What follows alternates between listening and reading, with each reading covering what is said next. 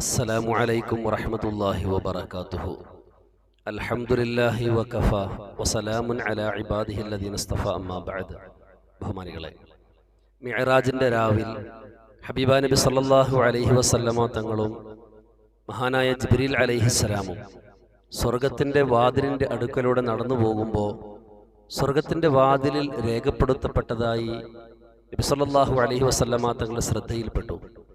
എന്താണ് രേഖപ്പെടുത്തപ്പെട്ടേക്കുന്നത്? അസ്സദഖത്തു ബിഅശ്രി അംസാലിഹാ.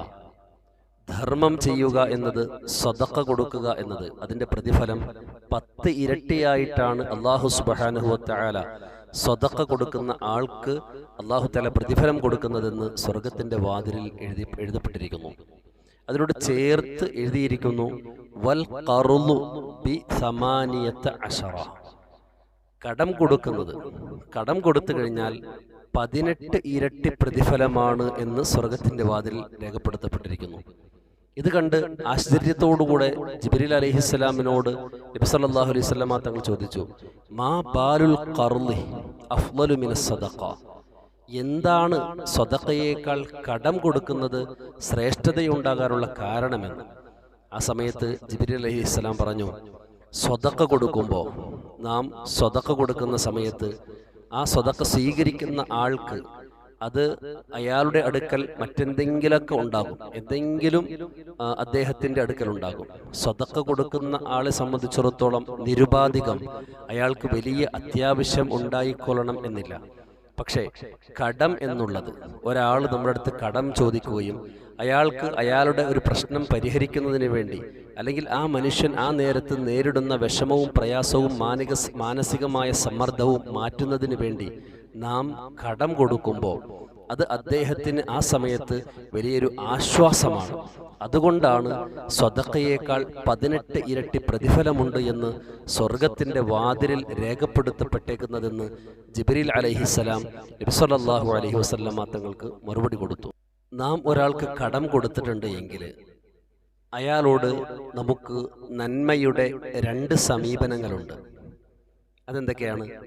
ഒന്ന്, അയാൾ കടം മേടിച്ചത് നമുക്ക് തരാൻ പ്രയാസപ്പെടുന്ന സമയമാണ് എങ്കിൽ ഒരല്പസമയവും കൂടി നമുക്ക് നീട്ടിക്കൊടുക്കാം. 5-ാം തീയതി തരേണ്ട പൈസയാണ്, തരാൻ പ്രയാസമാണെന്ന് നാം മനസ്സിലാക്കിയിട്ട് അത് 10-ാം തീയതിയിലത്തേക്കോ അല്ലെങ്കിൽ 15-ാം തീയതിയിലത്തേക്കോ അല്ലെങ്കിൽ ഒരു മാസത്തേക്കോ നമുക്ക് സമയം നീട്ടിക്കൊടുക്കാം. ഒന്നതാണ്. രണ്ടാമത്തത്, നമുക്ക് ആ കടത്തിൽ നിന്നും അയാളെ ഒഴിവാക്കാം. എനിക്കത് തരണ്ട എന്ന് പറഞ്ഞ് നാം ഒഴിവാക്കാം. ഇങ്ങനെ 2 നന്മയുടെ ഭാഗങ്ങളുണ്ട്. അതിൽ ഒന്ന് സുന്നത്തും ഒന്ന് നിർബന്ധവുമാണ്. സുന്നത്ത് എന്താ? കടത്തിൽ നിന്നും അദ്ദേഹത്തെ നാം ഒഴിവാക്കി വിടുക എന്നത് സുന്നത്തായ കാര്യമാണ്.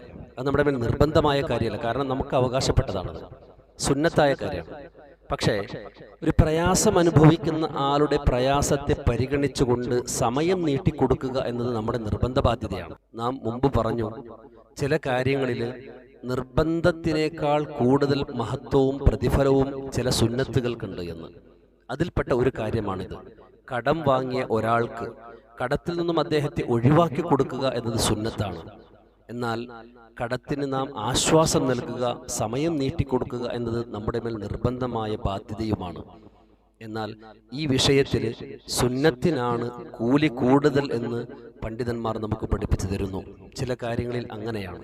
നാം അല്ലാഹു സുബ്ഹാനഹു വതആലയ്ക്ക് വേണ്ടി ചെയ്യുന്ന കർമ്മങ്ങളിൽ വാജിബായ കാര്യങ്ങൾക്കാണ് ഏറ്റവും കൂടുതൽ പ്രതിഫലം അല്ലാഹുവിൽ നിന്ന് നമുക്ക് കിട്ടുന്നത്. എന്നാൽ ചില കാര്യങ്ങളിൽ വാജിബിനേക്കാൾ സുന്നത്തിനെ അല്ലാഹു തആല പ്രാധാന്യത്തോടുകൂടെ കാണുകയും ഒരുപാട് പ്രതിഫലം തരികയും അല്ലാഹുവിൻ്റെ ഇഷ്ടം നമുക്ക് നൽകുകയും ചെയ്യുന്ന കാര്യങ്ങളിൽപ്പെട്ട ഒന്നാണ് കടം കൊടുത്ത ആളെ കടത്തിൽ നിന്നും കഴിയുമെങ്കിൽ ഒഴിവാക്കുക എന്നത്. അത് സുന്നത്തായ കാര്യമാണ്, എന്നാൽ വാജിബിനേക്കാൾ ശ്രേഷ്ഠകരമായ കാര്യവുമാണ്.